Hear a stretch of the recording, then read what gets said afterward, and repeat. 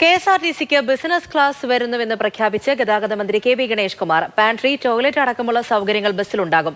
തിരുവനന്തപുരം കൊച്ചി റൂട്ടിലാകും സർവീസ്. ഈ മാസം 15ഓടെ ബസ് എത്തുമെന്നും കെ വി ഗണേഷ് കുമാർ പറഞ്ഞു. എറണാകുളം കെഎസ്ആർടിസി നവീകരിച്ച സ്റ്റാൻഡിന്റെ ഉദ്ഘാടന വേദിയിലായിരുന്നു പ്രഖ്യാപനം.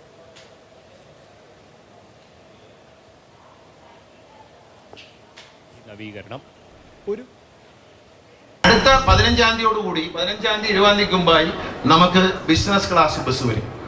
വോൾവോയുടെ ബസ്സാണ് വരുന്നത്. അതിൽ പാൻട്രി ഉണ്ട്, അതിൽ ടോയ്ലറ്റ് ഉണ്ട്. അത് തിരുവനന്തപുരത്ത്, കൊച്ചിയിൽ നിന്ന് രാവിലെ ഒരു വണ്ടി തിരുവനന്തപുരത്തേക്കും, തിരുവനന്തപുരത്ത് നിന്ന് രാവിലെ ഒരു വണ്ടി കൊച്ചിക്കും പുറപ്പെടും. റോഡ് പണി കഴിഞ്ഞാൽ അത് രാവിലെ തൃശ്ശൂരിൽ പോയി നിൽക്കും. തൃശ്ശൂരിൽ നിന്നായിരിക്കും തുടങ്ങുന്നത്. അത്രയും ദൂരമെങ്കിലും നമ്മൾ കവർ ചെയ്യും. ഏതാണ്ട് 3.5-4 മണിക്കൂറുകൾ കൊണ്ട് തിരുവനന്തപുരത്ത് എത്തുന്നത്. എങ്ങും സ്റ്റോപ്പില്ല, മിന്നൽ പോലെയാണ്. ഇവിടെ വിട്ടാൽ ആലപ്പുഴ, ആലപ്പുഴ വിട്ടാൽ കൊല്ലം, കൊല്ലം വിട്ടാൽ തിരുവനന്തപുരം.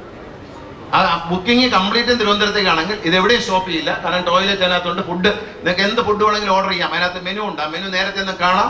അത് ടിക്കറ്റ് റിസർവ് ചെയ്യുമ്പോൾ തന്നെ ഫുഡും കൂടി വിമാനത്തിലെ പോലെ ഫുഡും കൂടെ റിസർവ് ചെയ്തിട്ട് കയറാം.